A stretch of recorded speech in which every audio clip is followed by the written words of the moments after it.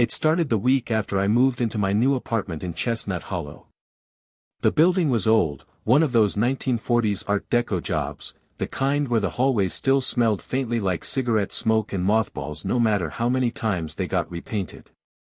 I was renting the unit on the 4th floor, cheap, high ceilings, creaky radiator heat, and a view of the alley behind a Chinese restaurant. Not glamorous, but perfect for someone trying to restart their life quietly.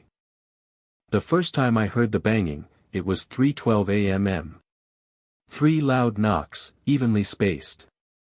From the floor. I was half asleep, groggy, and thought it might have been a dream. I even laughed a little, thinking, who the hell bangs on a ceiling at 3 in the morning? But the next night, it happened again. This time, it was 4 knocks. Louder. Deliberate. Right below my bed. Like someone was standing underneath with a broom handle, jabbing upward with force. I sat upright in bed, heart thudding. It was quiet after that. No more sounds. No footsteps in the hall. No voices. Nothing. That morning, I stopped by the leasing office on my way to work. The building manager, Dale, was chewing a pen and scrolling through a spreadsheet when I brought it up. "Hey, do you know who lives below me in 3B? They were knocking on their ceiling last night. Twice, actually." He paused, blinking at me like I'd just spoken in another language. "Below you?" he asked. "Yeah. Unit 3B. Dale leaned back in his chair. "There's nobody in 3B. Hasn't been for over 15 years. That place is sealed." I raised an eyebrow. "What do you mean, sealed?" He scratched at his neck. "After a fire in the 90s, some electrical thing. Nobody ever reopened it. Technically, it's uninhabitable." I stared at him. "But someone was banging on the ceiling." Dale shrugged. "Maybe the pipes." But he looked unsettled when he said it.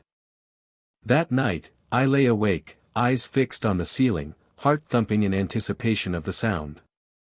But there was nothing. Until 3:13 a.m. Bang. Bang. Bang. Bang. Bang. 5 knocks. This time, they were fast. Urgent. And just as I bolted upright, something even more disturbing happened. My ceiling flexed. Not much. But just enough to see a tiny ripple in the plaster. As if something heavy pressed against it from below, and then retreated. I didn't sleep the rest of the night. The next morning, I stood outside Unit 3B. The door was different than the others, steel instead of wood, no peephole, and sealed around the frame with a yellowing caulk that looked ancient. I pressed my ear to it, but all I heard was the buzz of the building's distant boiler. I almost knocked. Almost. But something in my gut clenched, hard, and I walked away. Later that day, I cornered an older woman who lived on the 2nd floor. She was watering the sad little plant outside her door, and I figured if anyone had dirt on the building, it'd be one of the lifers. "Hey," I said casually, "do you remember anything about Unit 3B? I've been hearing noises from there." She stiffened slightly, didn't look up. "No one talks about 3B, she said without turning.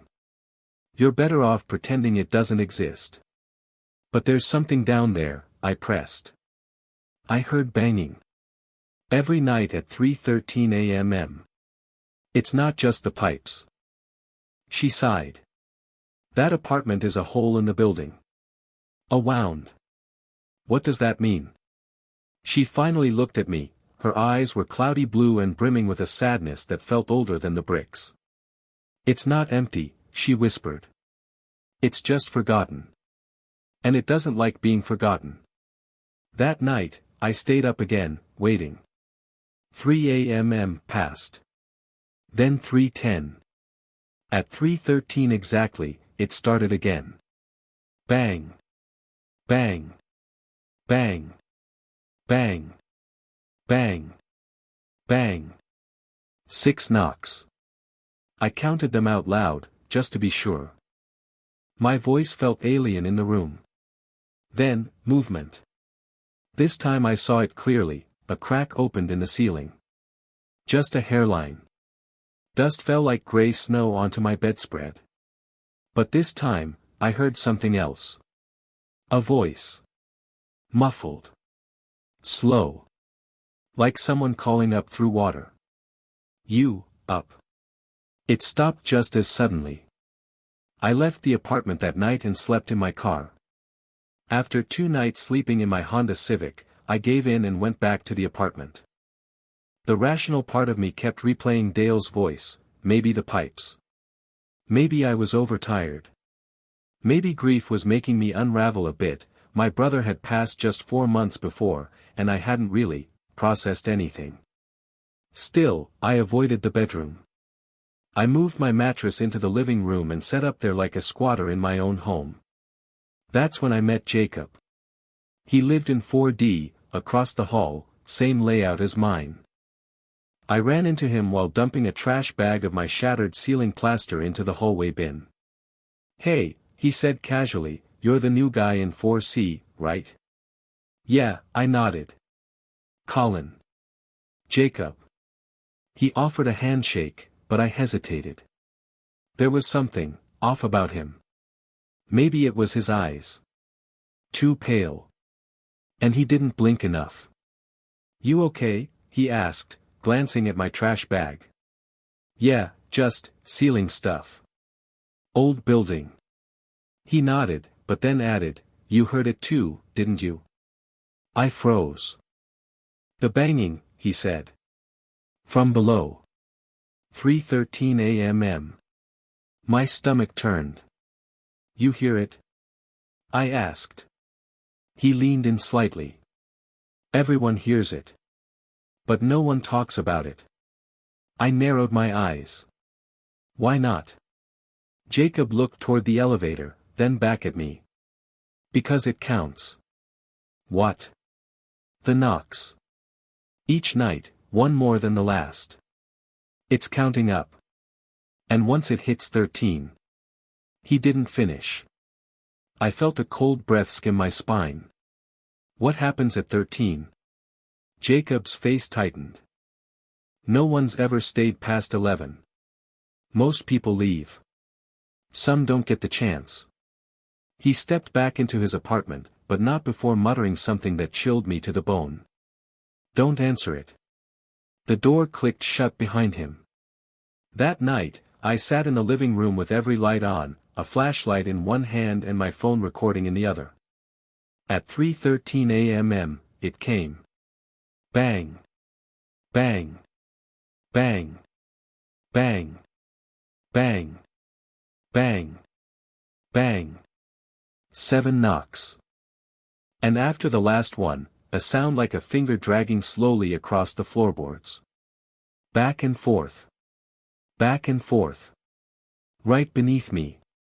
I played the audio back. There were no knocks on the recording. Only static. The next morning, I woke to the smell of burnt metal. I hadn't cooked anything. I barely slept. The whole apartment stank like someone had scorched copper wiring. I checked every outlet, nothing. No smoke. But on the living room wall, just above where I'd placed the mattress, were 3 long, vertical scratches in the paint. Fresh. Pale. About the height of a person lying down. Like something had been reaching up. I snapped a photo and stormed down to the leasing office, demanding to speak to Dale. But the woman at the front desk looked puzzled. "There's no Dale working here." I blinked. "Tall guy. Shaves his head. Always chewing on a pen." She frowned. "Sir, this property's been managed by Worthington Real Estate for 12 years. I've been here since the change. No one by that name ever worked for us." I left without saying a word. When I got back to my apartment door, there was a note slid under it. 4 words, written in shaky black ink. "You're not upstairs yet." My stomach dropped. I shoved the note in a drawer, paced the living room, and almost didn't notice it at first, the shadow in the hall. Just outside the frosted glass panel of my door. It wasn't moving. It wasn't shifting like normal shadows. It was standing. Perfectly still. Watching. I grabbed my phone and flicked on the camera. The hallway was empty. But as I lowered the phone, the shadow was still there, through the glass, black and featureless. Then it twitched. Not moved, twitched. Like a glitch in a screen. I bolted the door, dragged a chair against it, and sat in silence until dusk. That night, I didn't try to record. I didn't want proof. At 3:13 a.m., the room felt cold and tight, like the air had thickened. Then, 8 knocks. Bang. Bang. Bang. Bang. Bang. Bang. Bang. Bang. Each one felt like it vibrated the bones in my spine. And then came the voice again. Clearer this time. 8th floor. It wasn't coming from below anymore. It was coming from inside the walls. The next day, I called the city records office. I told them I needed blueprints of the building for renovation purposes. It took some time and a little white lie about being the new property manager, but they emailed me a scan of the original floor plans within the hour. Something didn't add up. Chestnut Hollow was supposed to have 5 floors. But in the plans, there were 6. And the odd part? The 6th one wasn't on top. It was between the 3rd and 4th floors. Labeled plainly, Level 3A. There was no stairwell leading to it. No elevator stop. No windows. Just a single, walled-off layer, with 1 unit inside, 3B. I felt sick. I paced for hours, trying to make sense of it. My apartment, 4C, was technically 2 floors above it. So why did the knocking come from directly beneath me? Unless 3A wasn't a floor at all. It was a space. A void. Sandwiched into the bones of the building, like a tumor no one acknowledged. That night, I taped over every vent, sealed every outlet with duct tape, unplugged every electronic device. I didn't want it, whatever it was, using my apartment as a door. At 3:13 a.m., I held my breath. 9 knocks. Bang. Bang. Bang. Bang. Bang. Bang. Bang. Bang. Bang. They were heavier this time. Angrier. The wall near my mattress thudded with each blow, paint chips raining onto the floor like flakes of dead skin. And then, quiet. For one horrible moment, I thought maybe it had stopped. Until the scraping began. From the hallway. Slow. Steady. Something was dragging itself down the corridor, the sound echoing like nails across tile. I didn't move. Didn't breathe. Then a single knock, this time from my front door. I couldn't help myself. I peered through the peephole. Nothing. Just an empty hallway. Until I blinked. And saw the paint on my door bubble outward, just for a second, as if something was pressing a forehead against the other side. Then it whispered. You're on the 10th. After that whisper, I didn't leave my apartment for 3 days. I kept the lights on, barely slept, barely ate. I covered all the mirrors, turned the TV to static at night just so there'd be some kind of noise to drown out the silence. But the silence had its own shape. It knew how to move around the noise. On the 4th day, I cracked. I couldn't stay locked up anymore. I needed air. Light. Reality. I made it halfway down the stairwell before I noticed something strange.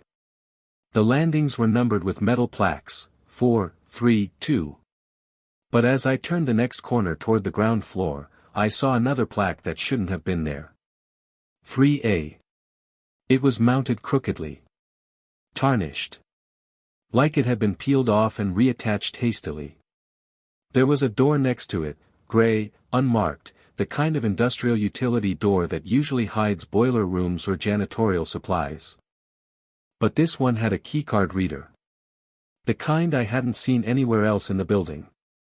I stared at it, heart hammering. And then it blinked. Just once. A tiny red light. As if it saw me. I bolted down the remaining stairs and didn't stop until I was outside. Breathing hard, I called Jacob from the front stoop. I didn't even remember getting his number, but it was in my phone, under 4D, Jacob. He answered on the first ring. "You found the door, didn't you?" he said. I couldn't speak. "I warned you. But you didn't listen. They never listen." "What's behind it?" I finally whispered. Silence. Then, "It's not behind anything. It's below. Always below." That night, I moved my mattress back into the bedroom. I didn't sleep. At 3:13 a.m. I stood in the center of the room, waiting. 10 knocks. Bang. Bang. Bang. Bang. Bang. Bang. Bang. Bang. Bang. Bang. This time, a crack ran across the ceiling like lightning. And then something tapped from the inside. Not a knock. A finger. Tapping. Tap. Tap. Tap. And I swear to God, it was in the rhythm of my heartbeat. The next morning, I knocked on Jacob's door. I couldn't take it anymore, the knocks, the door labeled 3A, the tapping that mimicked my own pulse. I needed answers, or at the very least, to not be alone in this. But no one answered. I knocked again. Louder. Still nothing. I was about to give up when I noticed his door wasn't latched. I pushed it open. The inside of 4D looked almost identical to mine, at first. Same layout, same fixtures. But the air was stale, like the room hadn't been entered in weeks. Everything was covered in a fine layer of dust, except for the floor. There were footprints. Bare feet. Leading from the door to the kitchen, and then back again. Over and over. The same path, like someone had paced it thousands of times. I stepped inside, heart pounding. That's when I noticed something taped to the wall above the couch. Dozens of Polaroid photos. Every one labeled with a number. 1 through 12. Each one showed a different ceiling. Ceilings that had been punched, scratched, cracked, torn. But all from below. The photos weren't taken from inside apartments, they were taken from inside the space beneath them. A place that shouldn't exist. Each ceiling had marks. Some had faces pressed against them. Others had hands. And the 12th photo was different. It showed a ceiling with something breaking through, a claw, maybe. Or a foot. The plaster around it was crumbling, and the word written beneath it wasn't 12. It was, ready. That's when I noticed the Polaroid camera sitting on Jacob's desk. Still warm. I turned, ready to run, when I saw it. Written on the inside of his front door, carved into the wood in frantic, deep scratches. When you reach 12, don't be in bed. I decided I was done with the apartment. With Jacob. With the ceiling. With the way the walls breathed when the sun went down. I threw some clothes into a duffel, grabbed my keys, and left everything else behind, furniture, deposits, dignity. When I reached the elevator, I hesitated.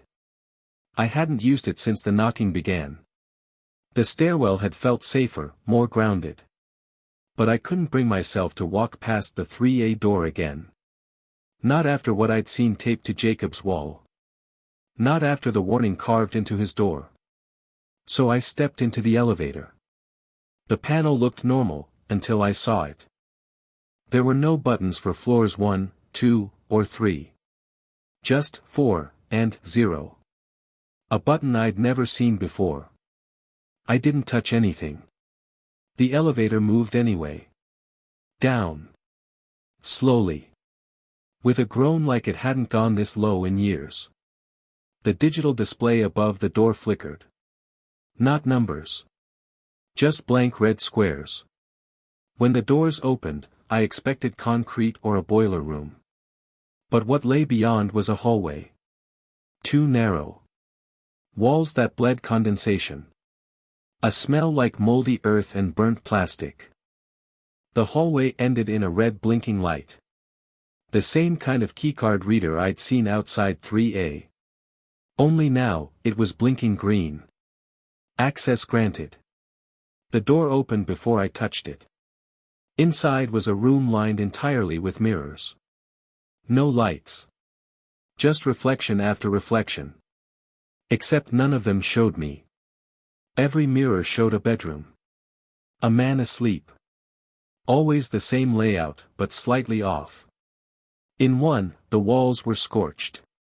In another, the ceiling had teeth. I stepped closer to one. The man, me, was asleep on a mattress, just like mine. And something was crawling across the ceiling. Slow. Like it knew it had time. A voice behind me whispered, "You're dreaming someone else's dream." I turned. No one was there. Only one mirror in the room had no reflection at all. Just darkness. Then I realized. It was a window. And something was looking back. I ran. I didn't think, didn't scream. I just ran. Back down the wet hallway.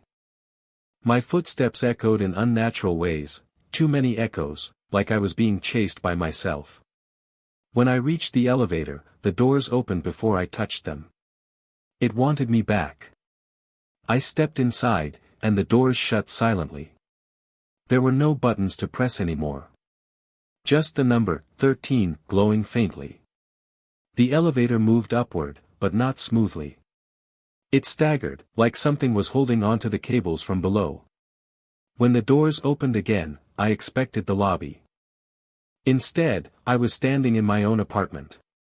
At least, it looked like mine. Same wallpaper. Same couch. Same bloodstain on the ceiling from the last set of knocks. But the walls were too white. The windows were blacked out.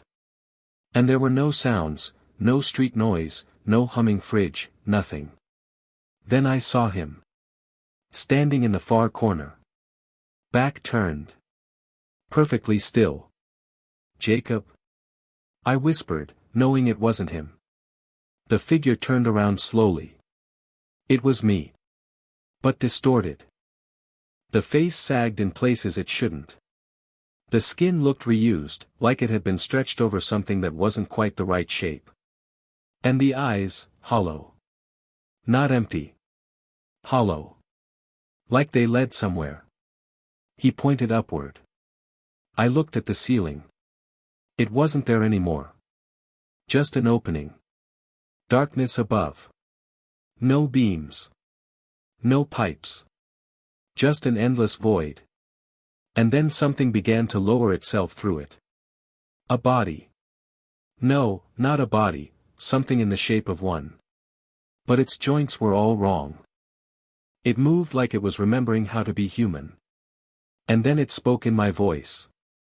"You don't live upstairs." I awoke in my own bed. The real one this time. But I couldn't move. Sleep paralysis. I'd had it before, but this was different. I wasn't dreaming. I could feel the texture of the blanket under my fingers. I could hear the radiator clicking. But I couldn't lift my head. I tried to speak. Scream. Nothing. Then I heard it. That terrible sound. Not from beneath the floor. Not from inside the walls. From right above me. Bang. Bang. Bang. Bang. Bang. Bang. Bang. Bang. Bang. Bang. Bang. Bang. Bang. 13. The ceiling cracked open, not like plaster. Like paper. Like it had only ever been pretending to be a ceiling. And something lowered itself down, upside down, limbs unfolding like a marionette on broken strings. It was me. But older. Hollowed. Mouth sewn shut, but still grinning. He leaned over my frozen body, close enough to feel the cold drip from his skin onto my cheek. He placed a hand on my chest. And whispered, directly into my skull. You belong below. Then, nothing. I woke up 3 days later, in a hospital. They said I'd been found locked in a neighbor's supply closet, covered in drywall dust and paint chips. I couldn't explain what happened. No one could. Chestnut Hollow was condemned weeks later. Structural issues, they claimed. But some nights, if I lie in total silence, I swear I still hear it.